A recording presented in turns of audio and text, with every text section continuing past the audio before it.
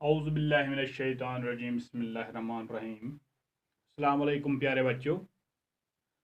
Class 7th subject science, topic digestive system in humans. पहले lecture में हमने nutrition in animals discuss किया था।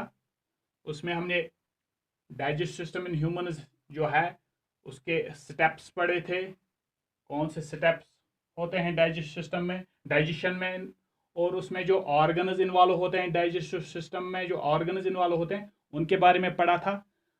लेकिन आज मैंने थोड़ा सा डायग्रामिक रिप्रेजेंटेशन यहाँ पर दिखाई है और इसके ज़रिए से हम वो सारा कुछ रिवाइज करेंगे और थोड़ा सा एक्स्ट्रा पॉइंट्स अगर कुछ इसमें आएंगे तो वो समझने की कोशिश करेंगे, क्योंकि टाइम कम होता है तो उस दिन ज़्यादा हम डिस्कस नहीं कर पाए।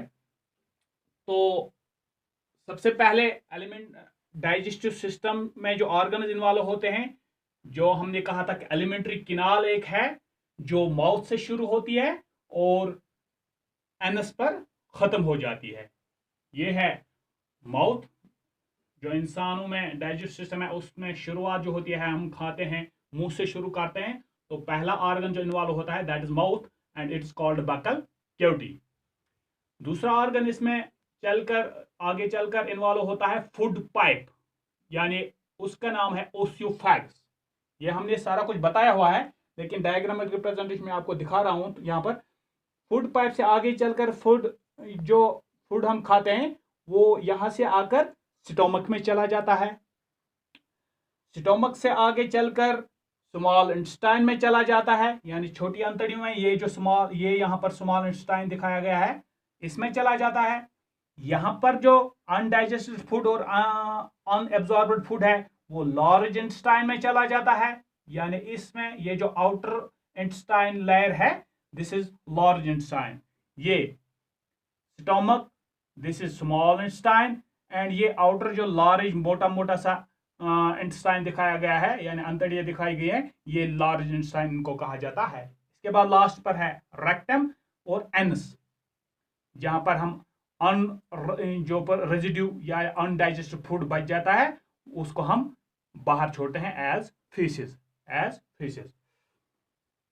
तो इसके बाद मैं आपको कुछ पॉइंट्स बताना चाहूंगा कि मैंने कहा था कि डिफरेंट फूड जो हम खाते हैं उसमें डिफरेंट कॉम्प्लेक्स कंपोनेंट्स होते हैं, carbohydrates, fats, proteins, vitamins and minerals. तो कार्बोहाइड्रेट्स की डाइजेशन मुंह से ही शुरू हो जाती है, यानी मुंह में जब हम गुजा डालते हैं, अगर उस गुजा में कार्बोहाइड्रेट होगा वो मुंह में ही ब्रेक डाउन होता है इनटू शुगर, यानी starch converts into sugar by mixing with saliva. Food जो है यहाँ पर सैलिवरी ग्लैंड एक जूस छोड़ता है, एक जिसका नाम है सैलिवा, मिक्स हो जाता है गुजा के साथ, जो उसको कार्बोहाइड्रेट को ब्रेक डाउन करता है और गुजा को सॉफ्ट करता है, यानी नरम करता है। तो कार्बोहाइड्रेट की डाइजेशन जो है वो यहां से ही शुरू हो जाती है, मुंह से। तो अगर प्रोटीन वाला कोई गुजा होगा तो प्रोटीन की डाइजेशन जो है वो स्टोमक में शुरू हो जाती है।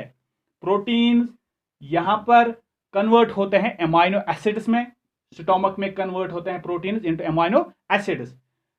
इसमें कौन से मदद करते हैं, यहां पर स्टोमक रिलीज करता है एक तो म्यूकस और दूसरा इसमें hydrochloric acid and some secretory juices, वो इसमें मिक्स हो जाते हैं इस गुजा के साथ और प्रोटीन्स जो हैं वो कन्वर्ट होते हैं इनटू एमाइनो एसिड स्टोमक में। उसके बाद अगर हम फैट्स की बात करें तो फैट्स कहां पर डाइजेस्ट होते हैं, स्मॉल इंटेस्टाइन में। इसमें स्मॉल इंटेस्टाइन में क्या होता है, यहां पर एक ऑर्गन होता है लिवर एक ऑर्गन होता है यहां पर, वो बाइल प्रोड्यूस करता है, एक जूस प्रोड्यूस करता है जिसका नाम है बाइल। वो स्मॉल इंटेस्टाइन में चला जाता है और वहां पर वो फैट्स को कन्वर्ट करता है, फैट्स को कन्वर्ट करने में मदद करता है इनटू फैटी एसिड्स, यानी कॉम्प्लेक्स कंपाउंड्स को सिंपल कंपाउंड्स में ब्रेक डाउन करता है, जिसको हम डाइजेशन कहते हैं। तो fats converts into fatty acids with the help of this bile in small intestine. इसके बाद स्मॉल इंटेस्टाइन में एब्जॉर्प्शन होती है, यानी वो डाइजेस्टेड फूड जो होता है, यानी यहां तक पहुंच जाता है कार्बोहाइड्रेट का भी digestive food, protein digestive food भी यहां पर पहुंच जाता है, उसके बाद फैट्स का भी डाइजेशन यहां पर होता है, और सारा फूड जो है यहां पर पहुंचकर एब्जॉर्ब होता है। यानी इस स्मॉल इंटेस्टाइन में फिंगर लाइक प्रोजेक्शंस होती हैं जिनका नाम है विल्ली, जिनका नाम है Willey. large finger like projections are there in these small intestine, these are called villi। ये हेल्प करते हैं एब्जॉर्प्शन में, फूड जहां पर एब्जॉर्ब होता है, ये मैंने आपको पहले भी समझाया है। इंजेक्शन, यहाँ इंजेक्शन किसे कहते हैं, फिर डाइजेशन किसे कहते हैं, फिर एब्जॉर्प्शन किसे कहते हैं, उसके बाद असिमिलेशन किसे कहते हैं, और इजेक्शन किसे, ये मैंने आपको सब कुछ समझाया।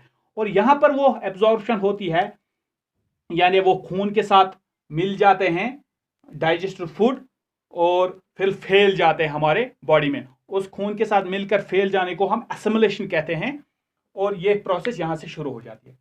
यहां पर स्मॉल इंटेस्टाइन में जब डाइजेशन कंप्लीट होती है फूड की, तो कुछ अनडाइजेस्टेड फूड रह जाता है और अनएब्जॉर्ब्ड फूड रह जाता है।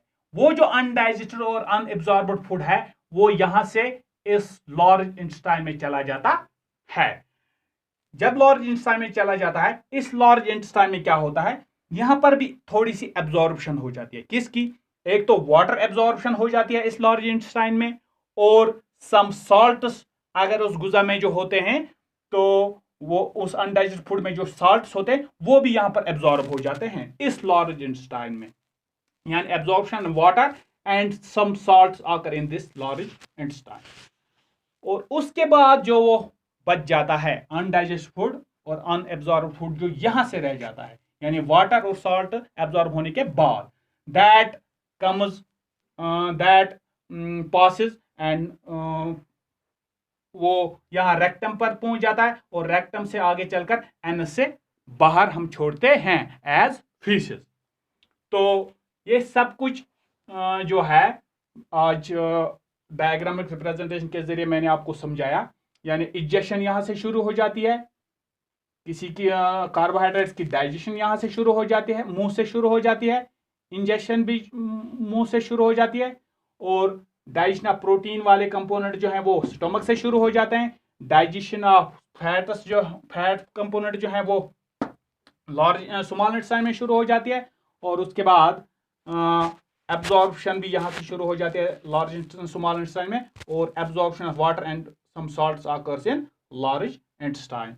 और इजेक्शन जो लास्ट पर है, इजेक्शन यानी बाहर छोड़ने की प्रोसेस, वो एक्सक्रीशन भी जिसको हम बोलते हैं, वो हम यहाँ पर एज थ्रो एनस करते हैं, थ्रो एनस से इजेक्शन होती है।